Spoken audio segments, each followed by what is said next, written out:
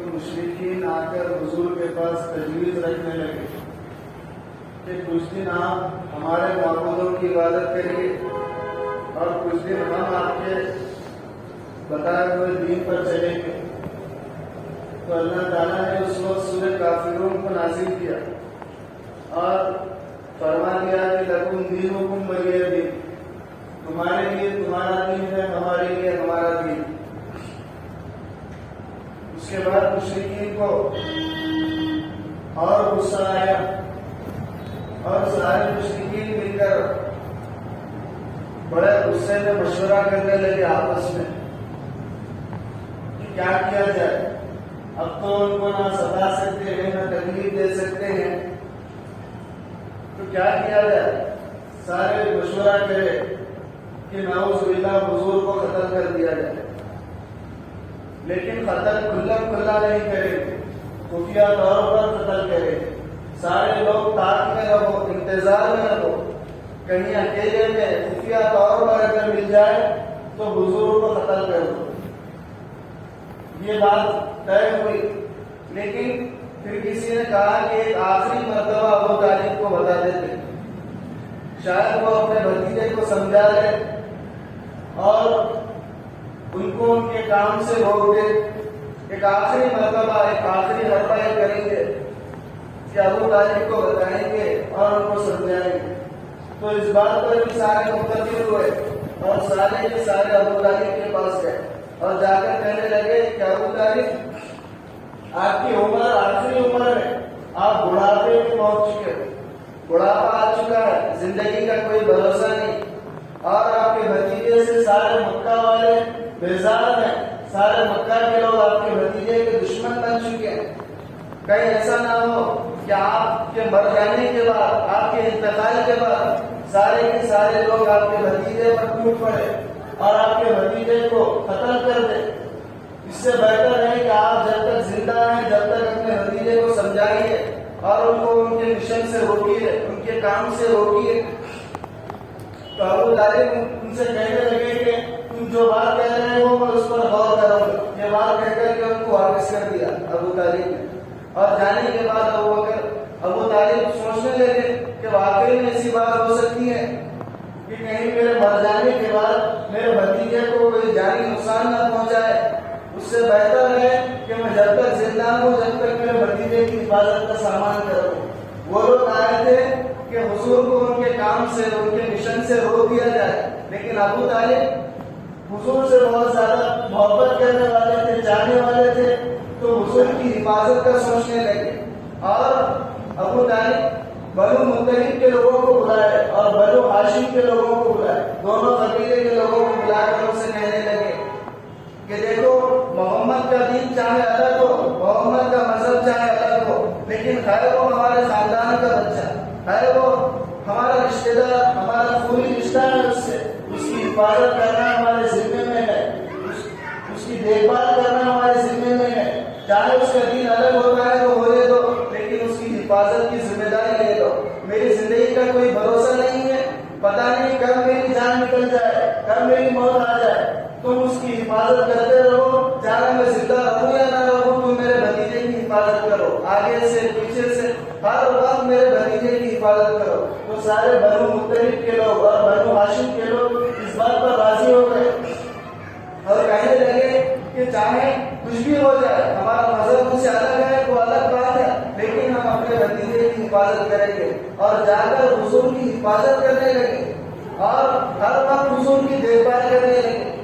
تو مشرکین دیکھے کہ ہم ابو طالب کو سمجھانے گئے تھے، یہ تو الٹا ہو گیا معاملہ، یہ تو ان کی جان بچانے پر آ گئے اور ان کی جان کی حفاظت کرنے پر آ گئے۔ تو مشرکین کو آیا بڑا غصہ، وہ لوگ پھر مل کر کے مشورہ کرے اور اس بار یہ بات طے کرے کہ سارے بنو مطلب اور بنو ہاشم اور محمد اور ابو طالب اور سارے ایمان والوں کا سماجی بائیکاٹ کیا جائے، سوشل بائیکاٹ کیا جائے۔ نہ تو ان سے کوئی کاروبار کرے، نہ تو کوئی تجارت کرے، نہ تو ان سے کوئی لین دین کرے، نہ تو ان سے نکاح کرے، کوئی معاملہ ان سے نہ کرے، ان کا بائیکاٹ کر دیا جائے بالکل بھی۔ اور ایک بڑی تختی پر لکھ کر کے سارے شرائط لکھے نیچے کہ مسلمانوں کے ساتھ کیا معاملہ کیا جائے، وہ لکھ کر کے کعبۃ اللہ کے اوپر لٹکا اسی طریقے سے ایمان والوں سے بائیکاٹ رہے گا.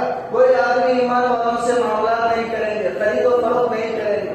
یہ بات انہوں نے کہی دی اور معاملہ لگا دیا, اور 3 سال تک یہ بائیکاٹ چلتے رہا ایمان والوں کے ساتھ. اور 3 سال تک ایمان والے شعبے ابھی تعلیم میں رہنے لگے. ایک گھاٹی ہے یہ, جو گھاٹی میں رہنے لگے اور ہر طرح کی تنگی کو برداشت کیا ایمان والوں نے. ایک ایک دانے کے لیے محتاج ہو گئے, پینے کے لیے نہیں ملتا. مسلمانوں کے بچے بلک بلک کر کے روتے. پورے پہاڑوں میں مسلمانوں کے بچوں کے رونے کی آوازیں آتی رہتی, لیکن مشرکین رحم تو کیا کہتے بلکہ دیکھ کر ہنسنے لگتے اور مذاق اڑاتے, اور ان کو خوشی ہوتی اندر سے. اور ایمان والے فاقوں پہ فاقے کرتے. کسی کے پیٹ پر 1 پتھر بندھا ہوتا تو کسی کے پیٹ پر 2 پتھر بندھے ہوئے ہوتے. درختوں کے پتے چبا کر کے زندگی گزارتے تھے, ایک ایک دانے کے لیے محتاج تھے. 3 سال تک یہ مشکل کی گھاٹی گزری. 3 سال کے بعد ابو طالب پھر آئے. مشرکین مکہ جمع تھے کعبۃ اللہ کے پاس, اور آ کر کہنے لگے ابو طالب کہ آج میرے بھتیجے نے ایک ایسی بات بتائی ہے, ایک معاملہ کرو. اگر میرے بھتیجے کی بات سچ نکلی تو تم یہ معاملہ جو بائیکاٹ کا ہے اس کو ختم کر دو, اور اگر میرے بھتیجے کی بات غلط نکلی تو میں تمہارے درمیان سے نکل جاؤں گا. تم جو چاہے میرے بھتیجے کے ساتھ کرو, چاہے تو ان کو مار دو, چاہے تو ان کو زندہ چھوڑو, تمہاری مرضی ہے. تو مشرکین کہنے لگے کہ ابو طالب تم آج ذرا پتے کی بات کر رہے ہو, تھوڑا کام کی بات کر رہے ہو. اور مشرکین کہنے لگے ہم آپ کی بات پر دیکھتے ہیں کیا اگر واقعی میں آپ کے بھتیجے کی بات صحیح نکلی تو ہم اپنے معاہدے کو ختم کرتے ہیں, اور مسلمانوں سے جو بائیکاٹ کا ہم نے اعلان کیا تھا اس کو بھی ہم ختم کرتے ہیں. اور اگر آپ کے بھتیجے کی بات غلط نکلی تو آپ ہمارے بیچ میں سے ہٹ جائیں گے, ہم جو چاہیں آپ کے بھتیجے کے ساتھ کریں گے. تو سارے راضی ہو گئے. اور ابو طالب کہنے لگے کہ وہ بات یہ ہے کہ تم نے جو ترقی لگائی ہے, جو معاہدہ لکھ کر کے لگایا ہے کعبۃ اللہ کی دیوار پر, وہ سارے معاہدے کو, سارے شرائط کو, سارے ستوروں کو دیمک نے کھا لیا ہے. سارے پیپر کو دیمک لگ چکی ہے, صرف اللہ کا نام باقی ہے.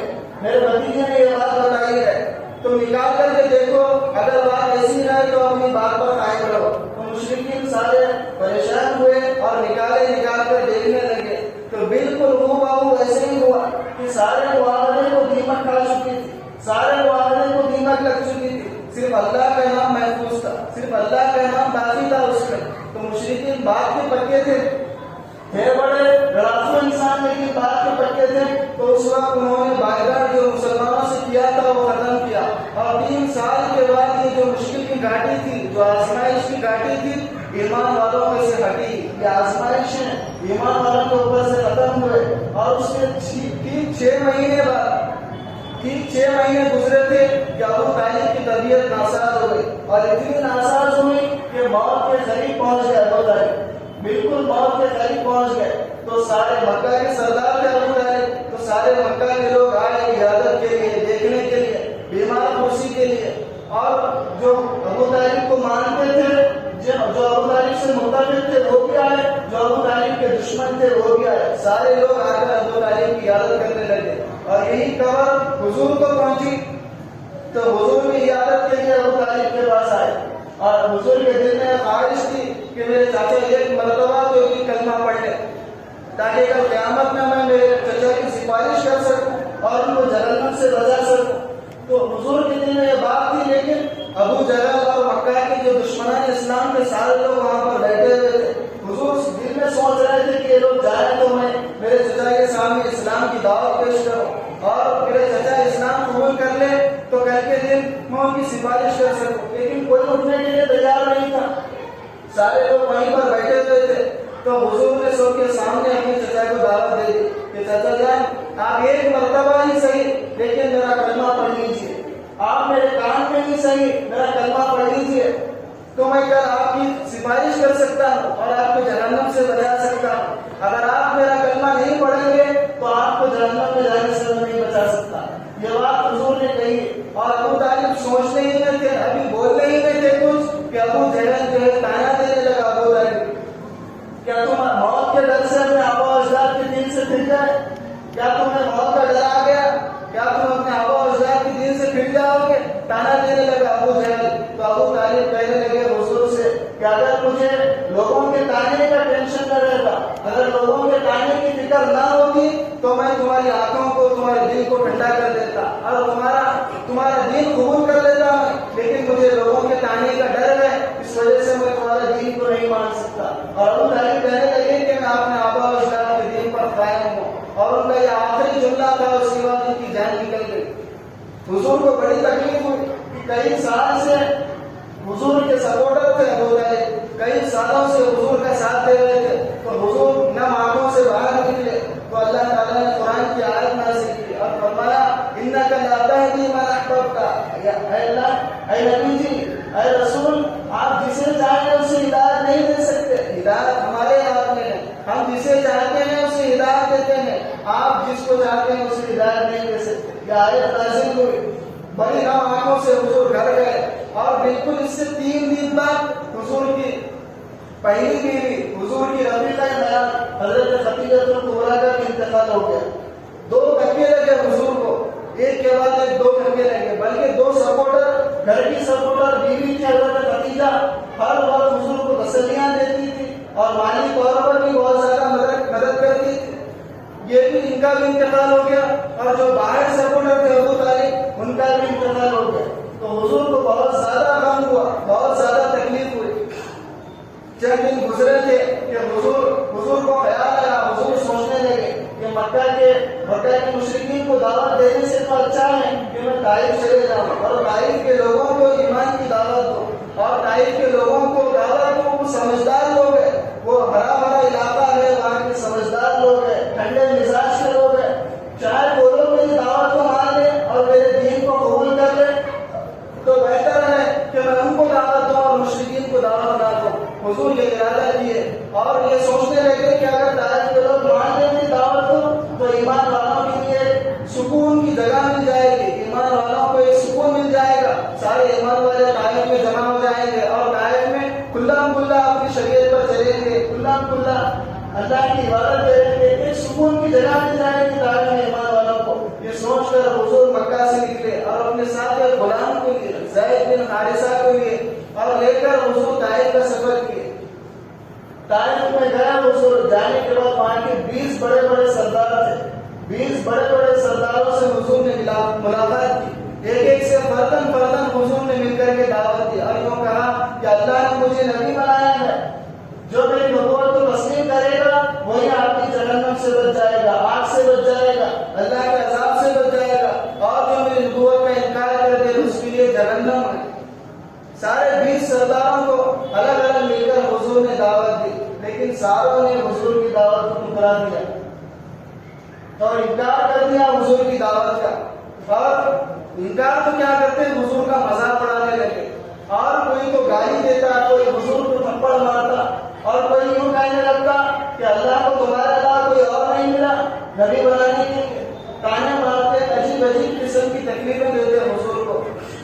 اور آخری میں ایک سردار کہنے لگا کہ تم فوراً یہاں سے نکل جاؤ، اگر تم یہاں پر رہو گے تو تمہارا حالت خراب کر دی جائے گی اور تمہارے ساتھ برا برتاؤ کیا جائے گا، تم یہاں سے نکل جاؤ۔ تو حضور کہنے لگے کہ ٹھیک ہے میں چلے جاتا ہوں، اور حضور واپس جانے لگے تو پھر ان لوگوں کی بے چینی ہونے لگی اور تکلیف کا مقصد ان کے دل میں آیا۔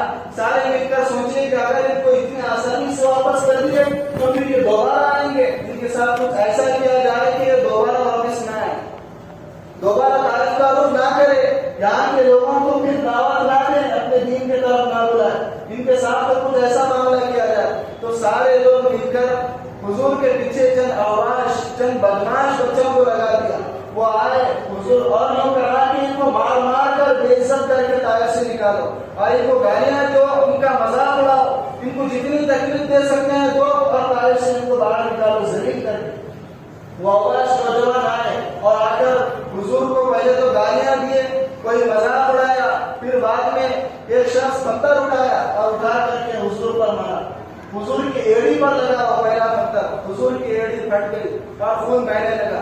جب ایک آدمی کیا تو سارے کے سارے پتھر اٹھایا اور حضور کو مارنا شروع کر دیا، اور چاروں طرف سے حضور کے اوپر پتھر برس رہے تھے۔ زید بن حارثہ ایک آدمی کتنی حفاظت کرتا، جتنا کر سکتے تھے کرے۔ زید بن حارثہ کا پورا جسم لہو لہان ہو گیا، زخمی ہو گیا،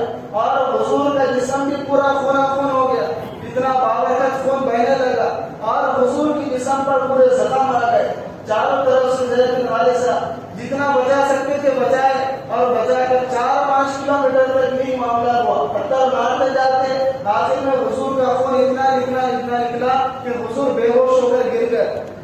تو زید بن غالب صاحب نے کندھے پر اٹھایا حضور کو، اور اٹھا کر کے قریب میں حضور کا سب سے بڑا دشمن عتبہ کا باپ تھا، حضور کا سب سے بڑا دشمن تھا، لیکن جان بچانے کے لیے آدمی کچھ بھی کرتا۔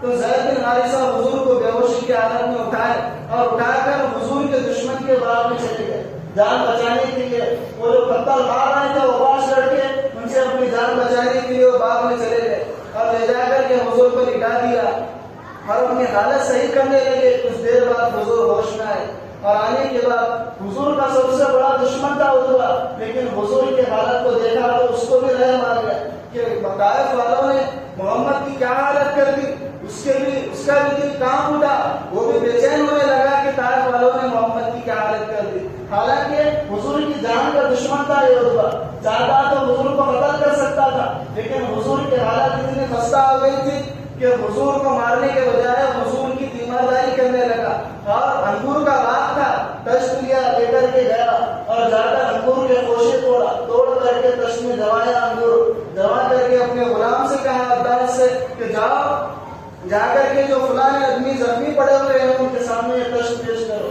اور ان سے یوں کہنا کہ تم ضرور کی ضرور اس انگور کو نوش فرمائیے، ہماری دشمنی چاہے جو بھی ہو اس کو سائڈ میں رکھیے، یہ انگور کو آپ نوش فرمائیے۔ اور عباس گیا، وہ لے کر کے گیا حضور کے پاس، اور جا کر کے حضور کے سامنے پیش کیا۔ حضور نے بسم اللہ پڑھ کر کے انگور کا دانہ اٹھایا، اٹھاتے ہی عباس پریشان ہوا کہ آپ یہ کیا پڑھ رہے ہیں، اس علاقے میں تو کوئی بھی یہ چیز نہیں پڑھتا، آپ یہ نئی چیز پڑھ رہے ہیں۔ تو حضور سے پوچھنے لگے کہ تم کہاں کے رہنے والے ہو، کون سے مذہب کے ماننے والے ہو؟ تو عباس کہنے لگا کہ میں عیسائی ہوں، میں نینوا کا رہنے والا ہوں۔ تو حضور کہنے لگے کیا تم میرے بھائی یونس کے شہر کے ہو؟ تو عباس پریشان ہو گیا کہ آپ یونس کو کیسے جانتے ہیں؟ تو حضور کہنے لگے کہ وہ میرے بھائی ہے، اللہ نے مجھے بھی رسول بنایا تھا، اللہ نے ان کو بھی رسول بنایا تھا، اللہ نے مجھے بھی نبی بنایا ہے، ان کو بھی نبی بنایا تھا، اور اللہ نے اب مجھے نبی بنایا ہے۔ ہر آدمی کی کامیابی اسی میں ہے کہ وہ آدمی مجھے نبی مانے اور میرا کلمہ پڑھے۔ تو عباس اسی وقت حضور کے ہاتھ پر اسلام قبول کر لیا اور اسلام میں داخل ہوئے، اور اس کے بعد حضور اللہ کی طرف متوجہ ہوئے اور ایسی مناجات کی اللہ سے کہ اللہ کا عرش کام اٹھا، سارے فرشتے جوش میں آ گئے، سارے فرشتوں میں تلبری مچ گئی۔ اللہ کے نبی نے اللہ سے ایسی مناجات کی، ایسی دعا کی۔ حضور کہنے لگے اللہم انی اشکو الیک ضعف قوتی وقلت حیلتی وہوانی علی الناس یا ارحم الراحمین انت رب المستضعفین۔ حضور اللہ سے دعائیں کرنے لگے اور وہ کہنے لگے کہ اللہ آج میں تجھ سے اپنی کمزوری کا سوال کرتا ہوں، یا اللہ تم کن ظالموں کے حوالے مجھے کر دیا جنہوں نے مار مار کر میری حالت خراب کر دی، جنہوں نے مجھ پر کچھ بھی رائے نہیں کہا، لیکن یا اللہ میں اس حالت میں بھی تجھ سے راضی ہوں، میں تیری رضا کو چاہتا ہوں۔ یہ مناجات کرنے لگے اللہ کے نبی، حضور میں اللہ سے مناجات کرنے لگے، اللہ کا کرم جوش میں آیا۔ اللہ تعالیٰ نے پہاڑ کے فرشتے کو دے کر جبرائیل علیہ السلام کے ساتھ بھیج دیا۔ جبرائیل علیہ السلام پہاڑ کے فرشتے کو لے کر حضور کے پاس آئے اور آ کر کہنے لگے یا رسول اللہ، اللہ تعالیٰ نے پہاڑ کا فرشتہ بھیجا ہے، آپ اشارہ کیجیے، آپ اجازت دیجیے، طائف والوں کو پیس کر کے خیمہ بنا دے گا، آپ بھائی اجازت دیجیے۔ تو حضور نے اپنے دشمنوں کے ساتھ کیا سلوک کیا دیکھیے، حضور نے قیامت تک آنے والے اپنے امتیوں کو پیغام دیا کہ اپنے دشمنوں کے ساتھ اچھا سلوک کرو، گالی دینے والے کو دعا دو، برا چاہنے والے کا اچھا چاہو، جو آپ کے ساتھ تکلیف کا معاملہ کرتا ہے اس کے ساتھ نرمی کا معاملہ کرو، اس کے ساتھ اچھائی کا معاملہ کرو۔ حضور کہنے لگے کہ میں ان کو سزا دینا پسند نہیں کرتا، میں تو ان کو معاف کرتا ہوں، مجھے اللہ کی ذات سے امید ہے کہ یہ لوگ میرا کلمہ نہیں مانے تو نہ مانے، لیکن آنے والی ان کی نسل ضرور میرا کلمہ پڑھے گی اور کچھ پر ایمان لائے گی۔ حضور یہ کہہ کر کے واپس کر دیا، اور اس کے بعد کیا حالات ہوئے انشاءاللہ آئندہ جمعہ بیان کیا جائے گا۔ اللہ سے دعا ہے کہ اللہ تعالیٰ ہم کی توفیق عطا فرمائے۔ وآخر دعوانا الحمد للہ رب العالمین۔ جو حضرت فارغ ہوئی